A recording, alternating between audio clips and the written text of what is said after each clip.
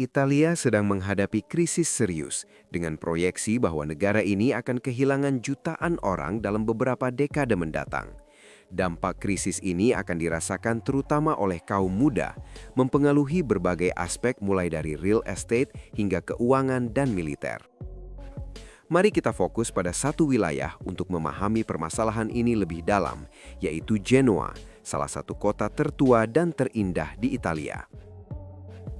Genoa memiliki banyak hal yang diharapkan orang, cuaca yang baik, makanan yang lezat, dan sejarah yang kaya. Namun, kota ini kekurangan satu hal penting, anak-anak.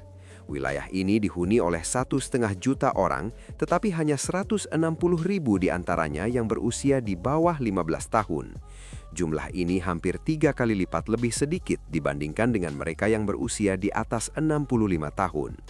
Sebagai perbandingan, negara bagian tertua di Amerika Serikat adalah Maine, di mana kurang dari 15% penduduknya adalah anak-anak, sementara 21% adalah lansia. Berikut adalah angka-angka nasional untuk konteks yang lebih luas. Anda mungkin berpikir bahwa situasi ini serius dan memang benar, tetapi hal ini bukanlah isu yang unik untuk Italia. Jepang misalnya telah menjadi barometer penurunan populasi dengan angka kelahiran yang sekarang hanya setengah dari angka kematian, dan negara-negara Asia Timur lainnya tidak jauh tertinggal. Dari Amerika hingga Timur Tengah, dan terutama di Asia serta Eropa, semua orang dimanapun memiliki lebih sedikit anak dibandingkan dengan orang tua mereka. Penuaan dan penurunan populasi telah terjadi, menjadi norma di negara-negara maju. Namun di Italia, masalah ini jauh lebih besar. Ambil contoh Liguria. Di sini, angka kematian tidak hanya melebihi angka kelahiran, tetapi kondisi ini telah berlangsung selama lebih dari setengah abad. Angka kematian bahkan tidak hanya 2 kali lipat angka kelahiran, tetapi sudah mencapai 3 kali lipat. Tahun lalu, hanya 8.462 bayi yang lahir di seluruh provinsi, sebuah penurunan signifikan dari tahun sebelumnya, sementara 23.000 orang meninggal pada tahun 2023. Ambang batas ini telah tercapai dengan angka kelahiran yang terus menurun dan angka kematian yang melonjak. Tingkat kesuburan sekarang perlu meningkat lebih banyak untuk mengimbangi berkurangnya jumlah orang dalam usia subur jika wilayah ini ingin kembali mengalami pertumbuhan penduduk. Bahkan provinsi ini memiliki lebih banyak penduduk pada tahun 1950 dibandingkan dengan hari ini. Kita mungkin berharap ini adalah pengecualian, bahwa provinsi ini adalah Floridanya Italia, sebuah komunitas yang menarik para pensiunan dari seluruh semenanjung. Sayangnya ini tidak benar. Provinsi ini memang menarik migran, tetapi bukan migran yang Anda pikirkan. 1 dari 10 penduduknya lahir di luar negeri, namun mereka hanya berkontribusi pada 1 dari 5 semua kelahiran. Ini berarti bahwa tanpa kehadiran migran yang menjadi isu sensitif secara politik, angka kelahiran akan lebih rendah daripada yang sudah ada saat ini. Ini bukanlah contoh yang unik. Angka kematian lebih dari 2 kali lipat angka kelahiran di sebagian besar wilayah. Hanya di Liguria, yang beberapa tahun lebih maju, mirip dengan Jepang, tren demografi ini mulai mempengaruhi seluruh dunia. Di Italia, hanya 392.000 bayi lahir tahun lalu, mencatat rekor terendah. Dengan berlanjutnya tren ini, Texas diperkirakan akan melampaui Italia dalam jumlah kelahiran tahun ini, meskipun memiliki populasi setengahnya, yaitu 30 juta orang lebih sedikit. Data ini dengan jelas menunjukkan bahwa ini bukan hanya masalah, tetapi sudah menjadi krisis. Mari kita cari tahu mengapa. Selama ribuan tahun, demografi tetap konsisten. Hampir semua orang bekerja di sektor pertanian, dan kurangnya kontrasepsi menyebabkan pasangan memiliki banyak anak. Namun, kesehatan yang sangat buruk membuat lebih dari setengah anak meninggal sebelum mencapai usia 5 tahun. Sekitar pergantian abad 19, keadaan berubah di barat. Serangkaian teknologi mengubah hubungan antara manusia dan tanah di bawah kaki mereka. Banyak orang berpindah ke kota dan perempuan mulai memasuki angkatan kerja. Akibatnya, anak-anak yang sebelumnya berfungsi sebagai tenaga kerja gratis kini menjadi hal termahal dalam hidup kita. Sementara itu, inovasi medis dan kampanye kesehatan masyarakat memungkinkan orang untuk hidup lebih lama dan lebih baik. Alih-alih menjual popok, jika Anda mencoba menjual alkohol, Anda akan meraih sukses besar. Kita dapat mengharapkan lonjakan demografis, yang berarti akan ada apresiasi perumahan yang kuat, permintaan konsumen yang lebih tinggi, angka kelahiran yang meningkat, dan tidak lama lagi akan ada lebih banyak pendaftaran sekolah. Namun, jika kita melihat 1 atau 2 dekade ke depan, 20 tahun kemudian, semua orang akan berusia 20 tahun lebih tua.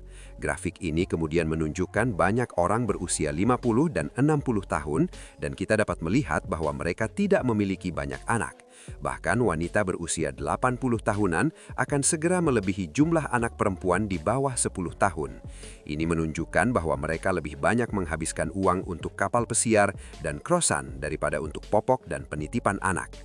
Sementara mereka sebelumnya menabung untuk pensiun, kini mereka menyadari bahwa usia tua semakin mendekat.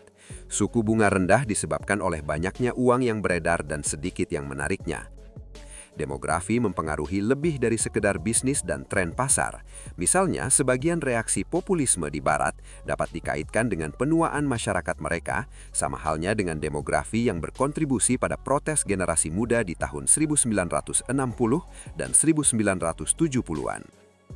Salah satu korelasi terkuat dengan kekayaan bersih Anda adalah usia. Orang yang lebih tua cenderung jauh lebih kaya. Hal ini sebagian besar disebabkan oleh tahun-tahun yang mereka habiskan untuk mengumpulkan kekayaan. Mereka memiliki aset dan sedikit kewajiban yang tersisa. Selain itu, mereka biasanya memiliki lebih banyak pengetahuan dan pengalaman, sehingga menerima pembayaran yang lebih tinggi. Mengingat situasi ini, mereka menjadi sumber pendapatan pajak terbesar dan sahabat terbaik pemerintah.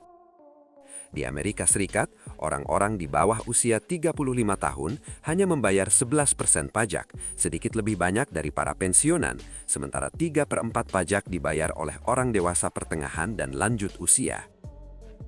Di Italia, jumlah anak yang sedikit berarti sekolah-sekolah tutup dan karier sebagai guru bukan lagi pilihan yang menguntungkan.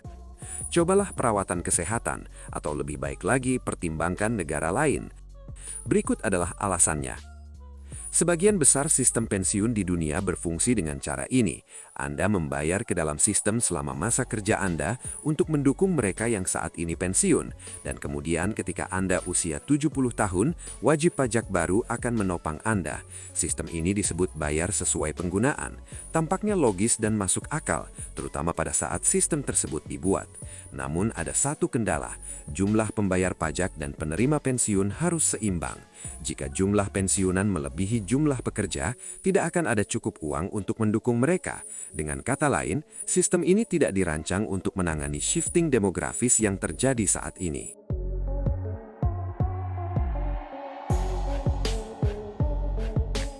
Mari kita lihat kembali Italia. Negara ini memiliki kelompok besar orang berusia 50-an dan 60-an. Banyak di antaranya sudah pensiun. Meskipun masih ada beberapa baby boomer dalam angkatan kerja yang produktif dan membayar pajak tinggi, kondisi ini hanya akan bertahan untuk sementara. Dalam beberapa tahun ke depan, kelompok yang memberikan kontribusi pajak ini akan mulai menghilang, meninggalkan lubang pensiun dan penderitaan bagi jutaan orang. Italia sudah menjadi salah satu negara dengan utang terbesar di dunia, dan dengan cakrawala demografis yang ada, masa depan akan semakin suram. Bahkan, rasio antara mereka yang bekerja dan yang tidak bekerja diproyeksikan akan menurun dari angka yang sudah rendah, yaitu 3 menjadi 2, lalu 1 hingga tahun 2050. Diperkirakan kurang dari setengah populasi akan bekerja, sementara lebih dari 35% akan pensiun. Untuk pemerintah Roma, ada 2 pilihan untuk mengatasi masalah ini, menaikkan pajak atau melakukan pemotongan anggaran atau pengurangan pengeluaran. Keduanya akan sulit dan keduanya mungkin akan mustahil. Anda mungkin telah memperhatikan tren negara-negara yang menaikkan usia pensiun dan kerusuhan yang mengikutinya. Ini adalah alasan mengapa banyak negara di seluruh dunia mengalami penuaan. Bahkan, sebagian besar dunia sekarang tinggal di tempat di mana jumlah bayi yang lahir tidak akan menggantikan jumlah orang dewasa. Oleh karena itu, perkirakan bahwa isu pensiun akan tetap menjadi pusat perhatian dalam berita global. Italia berada di garis depan tren ini, menjadi panti jompo seluas 116.000 mil persegi. Setengah dari penduduk Italia berusia lebih dari 47 tahun, sementara seperempatnya berusia di atas 65 tahun. Mengingat hal ini, tidak mengherankan jika pensiun merupakan bagian besar dari perekonomian. Saya akan membiarkan Anda menebak, apakah 7, 12, 17, atau 20%.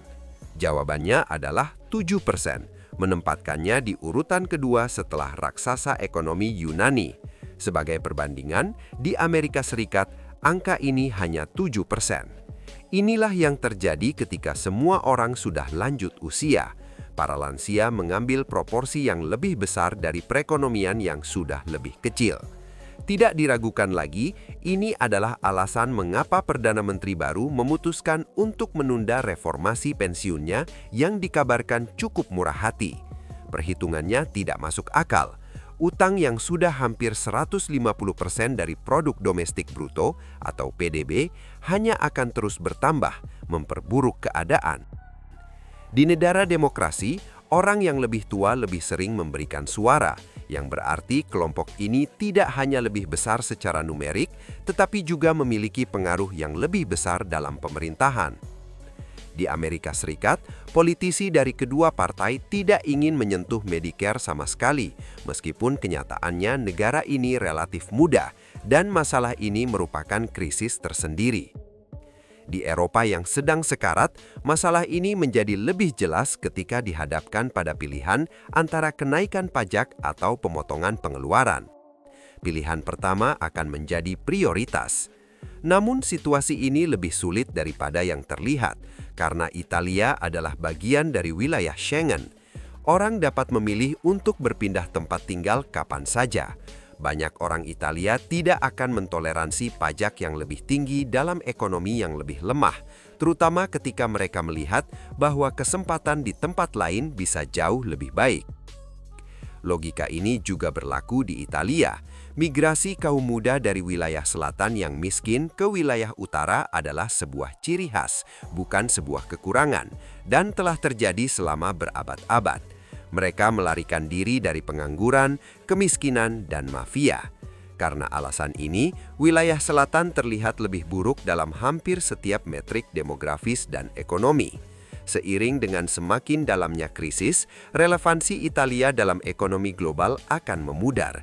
Meskipun saat ini masih berada di peringkat ke-8, kemungkinan besar Italia akan tertinggal dari negara-negara yang berkembang pesat seperti Turki, Kanada, Indonesia, dan Meksiko.